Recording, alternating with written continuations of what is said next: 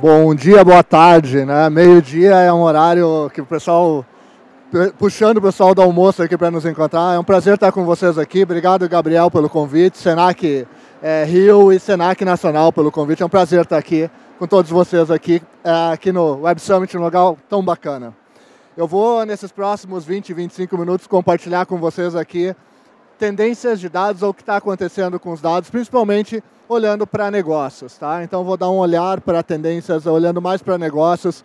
Os colegas que trouxeram aqui trouxeram uma visão um pouco mais abrangente e eu vou agora apontar um pouco a lente para negócios dentro da nossa conversa, tá? Já fui apresentado, então não vou ficar me estendendo aqui, tá? Mas é legal comentar que a gente é uma incubadora de laboratórios de pesquisa e de dados dentro de negócios, tá? Lá no Instituto a gente existe, a Capra existe desde 1998, então a gente não dá para se considerar uma startup dentro do universo de startup, mas a gente pesquisa esse universo de Big Data, ciência de dados e nos últimos anos, mais especificamente a cultura analítica dentro dos ambientes corporativos e dentro da sociedade também, tá? A gente está nos Estados Unidos, Brasil, Europa, e já foi apresentado um pouco das empresas que a gente ajuda durante esse processo. Nossa missão é promover a cultura analítica através da ciência de dados. A gente usa, sim, dados e ciência para promover, fazer divulgação científica e promover a cultura analítica através disso, tá? Bom, gente, sem mais apresentações, o que eu vou trazer para vocês hoje é sobre o Data Trends. A gente tem um mapa de tendências monitoradas o tempo todo, em tempo real, que fica monitorando um painel, uma ferramenta desenvolvida e que organiza toda essa informação para a gente. O que eu vou fazer hoje com vocês é recortar um pouco disso, o que é mais recente e o que é mais novo dentro do que está acontecendo, tá? E a primeira coisa que eu vou falar para vocês é sobre uma ruptura, tá? A gente precisa entender que a tal da revolução analítica que está acontecendo, ela é resultado de uma ruptura. E o Fórum Econômico Mundial apresentou isso de uma forma muito bacana, tá? Que ele disse que nos últimos anos a gente passou por uma dupla interrupção. Uma interrupção que é biológica e uma interrupção que é tecnológica, tá? A interrupção biológica, obviamente, a gente está falando de uma pandemia que mudou a forma da sociedade viver e fazer as coisas. E junto dela, uma interrupção que é tecnologia, automação, que mudou também nesse mesmo período, tá? Essa dupla interrupção mudou toda a forma das pessoas lidarem com informação, tá? Então, nos últimos anos, a gente veio crescendo com informação com relação à web, Wi-Fi, smartphones, mídias sociais, internet das coisas. Aí vem uma pandemia e logo na sequência, não preciso nem trazer isso, a inteligência artificial como grande hype ou grande boom das coisas acontecendo. O que isso significa no emprego, no trabalho, no dia a dia? Significa muita coisa, tá? No topo da lista de trabalhos mais importantes ou habilidades mais importantes do ano de 2025, apontado lá em 2020 pelo Fórum Econômico Mundial, aparece o pensamento analítico. Pensamento analítico e inovação como habilidades fundamentais. O problema, é óbvio, é o que é o pensamento analítico. Porque até agora a gente tratava isso ou como técnica ou como uma habilidade crítica, mas nunca com as duas ao mesmo tempo. Só que, lá no próprio relatório, aparece que 50% a gente vai ter que atualizar o trabalho de mais de 50% de todo o mundo, das pessoas do mundo, de profissionais do mundo. Esse relatório saiu nesta semana, apontando os trabalhos a partir de agora, tá? Também do Fórum Econômico Mundial. E, de novo, o pensamento analítico continua no topo das habilidades mais importantes, tá? Então, ela está atualizada até 2030, a expectativa, 2027, desculpa, a expectativa é que essa seja a habilidade mais importante para qualquer profissional de qualquer área de negócio. Não estou falando de tecnologia, de qualquer área de atuação, tá? Bom, o que é o pensamento analítico? Ele é uma fusão de duas escolas de pensamento, o pensamento computacional e o pensamento crítico. O pensamento crítico é sobre abordar as coisas de forma mais crítica, né? Ou seja, eu fazer perguntas que talvez não tenham sido feitas ainda e usar o poder computacional, o pensamento computacional, para isto acontecer. Eu gosto de explicar o pensamento analítico dizendo de uma das tendências que apareceu num relatório nosso há 7 anos atrás, que falava de um negócio chamado Self-Service Analytics. O que significa isso? Significa que a partir de agora, todos nós somos analistas de dados. nas nossas rotinas, nos nossos trabalhos, na forma que a gente pratica esportes, o jeito que a gente se exercita, a gente monitora no nosso smartphone, a quantidade de água que a gente toma, tudo isso a gente está monitorando e a gente mesmo analisando esses dados para tomar decisões. Nossos filhos jogando games, né? Nossos filhos praticando esportes, tudo isso está acontecendo nesse exato momento. Ou seja, e dentro dos negócios, muito mais. As áreas de BI, de Analytics, cada vez menores, porque as áreas de negócio estão engolindo as áreas de BI. Elas estão dizendo, não, peraí, eu quero análise de dados dentro da minha própria área de vendas, de marketing, de logística, seja lá o que for que eu faço. Quando eu desenvolvo a capacidade técnica e simultaneamente desenvolvo minha capacidade de análise, a gente chega no topo, que é essa capacidade de analisar os próprios dados ou os dados que são relevantes para mim. Eu não terceirizo mais essa atividade, eu paro de terceirizar uma atividade e lido com isso no dia a dia. Isso se chama uma democracia analítica. É o fim do intermediário nas análises de dados. A partir de agora, não vai ter alguém sentado do nosso lado analisando dados. Pelo contrário, vão ter máquinas, softwares que nos ajudam a fazer isso de forma automatizada. A gente está acostumado a analisar dados olhando para dashboards, gráficos. Isso vai mudar. A gente vai analisar dados através de perguntas. A gente vai fazer perguntas para máquinas e essas máquinas vão responder através de dados, não necessariamente em forma de um gráfico. Às vezes uma voz respondendo para a gente, às vezes um texto. Né? É óbvio que quando a gente olha para os dashboards e as tomadas de decisões olhando para dados, isso aqui é uma sala de tomada de decisão dentro da Gol Linhas Aéreas na área de marketing. Esta área não tem um time técnico junto dela, ela já funciona operando como uma área de negócio orientada por dados. Isso está acontecendo em todas as áreas de negócio, que criaram seus próprios laboratórios de experimentos, que criam as hipóteses, experimentam, analisam os resultados, e todas essas ações formam um laboratório de experimentos de negócio, sempre com dados alimentando e retroalimentando como processo. Então, quando a gente olha para essas salas que eu comentei antes, essa aqui é dentro da Unilever, é porque tudo virou um laboratório de experimentos de negócio em tempo real. Eu analiso essas informações enquanto as coisas estão acontecendo. Qual a ambição? A ambição é a seguinte: por muito tempo a gente analisou dados de forma descritiva e diagnóstica, ou seja, eu olhava para o agora e tentava entender o que aquilo significava. Nos últimos anos, a gente passou a analisar dados tentando prever coisas e até fazer o prescritivo disso, que é o que a gente conhece como inteligência artificial. O que significa? Ao invés de eu tomar uma ação, eu terceirizo essa ação por um algoritmo ou por uma inteligência artificial. Então, as novas salas de tomada de decisão já consideram 3 tempos: passado, presente e futuro numa única visão. Isso é uma sala de tomada de decisão construída para analisar vendas no passado, no agora e o que vai acontecer no futuro. Se vocês olharem dentro dessa sala de tomada de decisão, vocês vão ver tomadores de decisão em espaços compartilhados, olhando para 3 momentos, de novo, passado, presente e futuro, numa única visão. E agora, o futuro está cada vez mais automatizado, né? Afinal, a gente como homo analíticos, né? Ou seja, seres que somos analistas durante o tempo todo, a gente precisa criar outras maneiras de olhar para a informação. Por muito tempo, a gente negou o uso de dados, aí passou a ficar mais curioso com isso, testar, e até que a gente hoje fala de um profissional mais orientado por dados. A gente mede e mediu as organizações em 2019 e 2022. A gente viu um avanço nesse índice de maturidade analítica.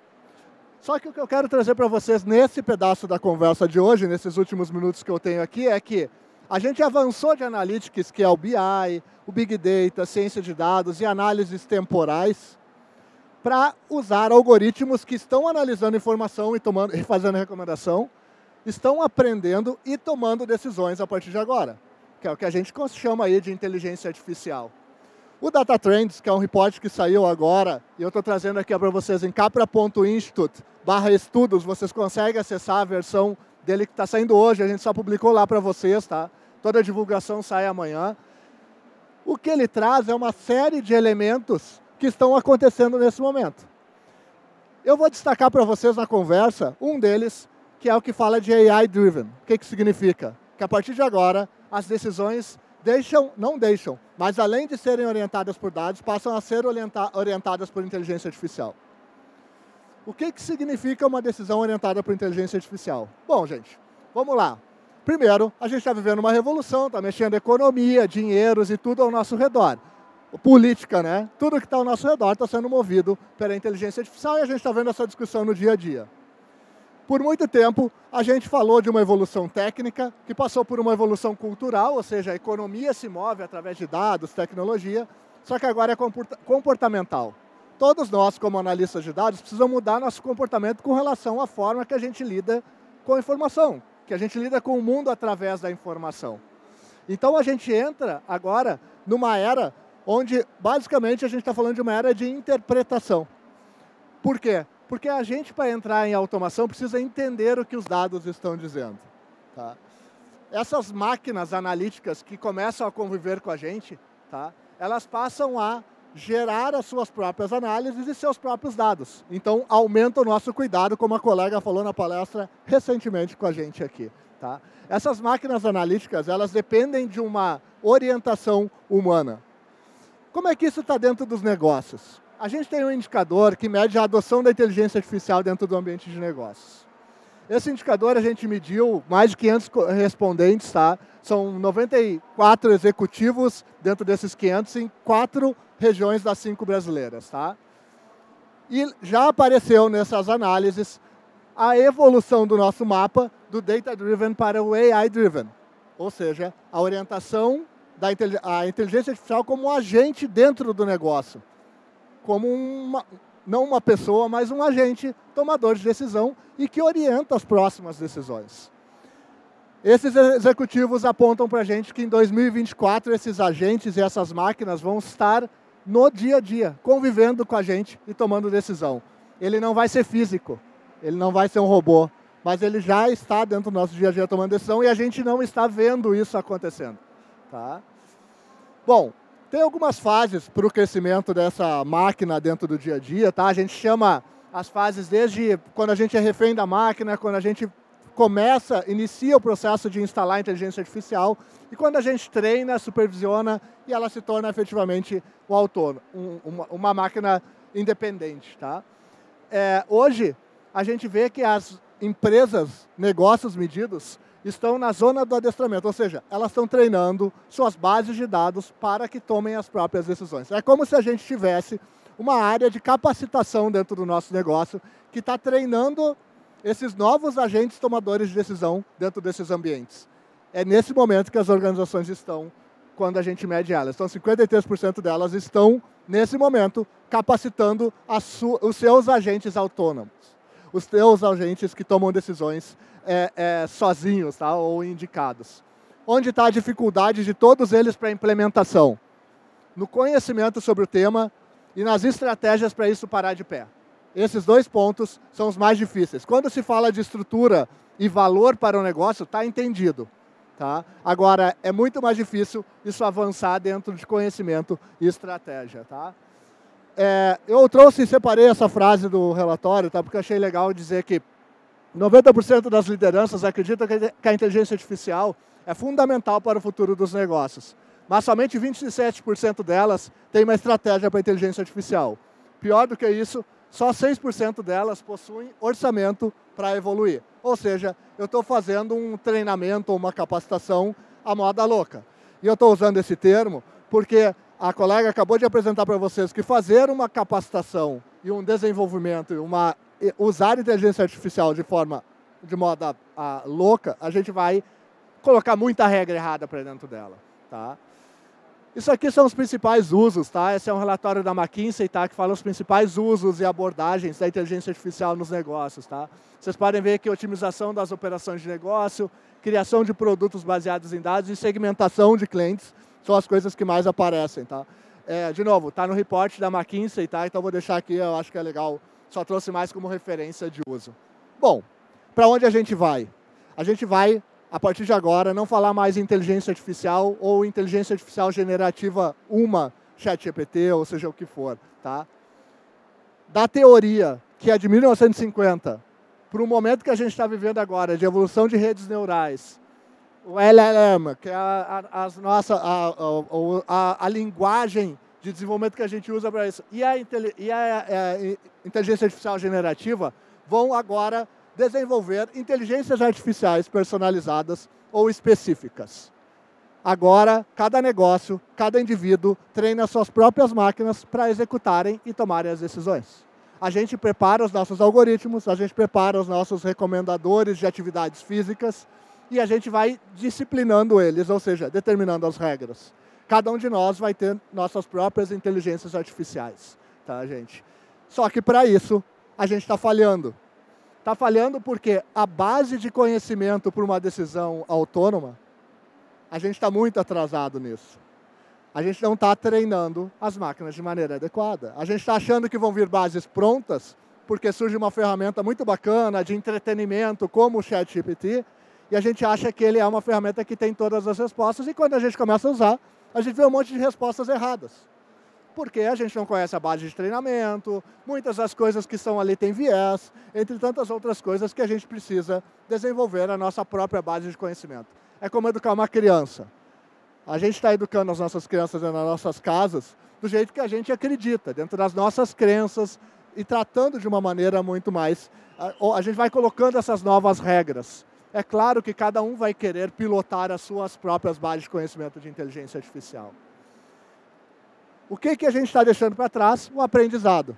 A gente está muito encantado com as aplicações, descobrindo os recursos e achando muito bacana, mas o aprendizado está ficando para trás. Só que a próxima fase de eficiência dos negócios, que deixa de ser uma eficiência algorítmica, como a gente vê hoje, as companhias que são mais eficientes pelo uso de algoritmos, é a fase de eficiência de aprendizagem. Os que aprenderem melhor, mais rápido e com melhores políticas, vão ser as companhias que vão perdurar e tratar esse uso de inteligência artificial de forma mais adequada. Então a gente precisa, para implantar um sistema de inteligência artificial, e vocês vão ver isso no report, tá? De um processo. Do sistema social para o sistema técnico. Hoje a gente está encantado com o sistema técnico, com a ferramenta, com o instrumento, e pouco ligando para o sistema social que construiu aquele conhecimento. Finalizando aqui, tá, gente? 73% dos executivos entrevistados disse que cultura é a principal dor para essa transformação. Tá? Então, o que a gente está vivendo e o que a gente está acompanhando nesse momento, tá, é exatamente o momento onde a gente percebe que a inteligência artificial, na verdade, é resultado de uma cultura analítica, onde a gente sabe lidar com dados, a gente trabalha com dados de uma maneira melhor e prepara as pessoas ao nosso redor.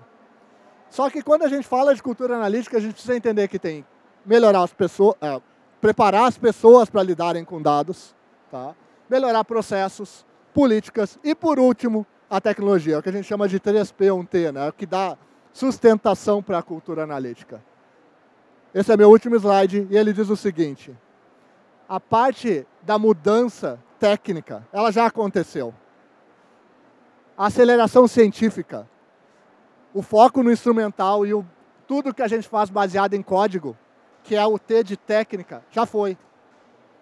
O que a gente está falando agora é de uma mudança efetivamente comportamental.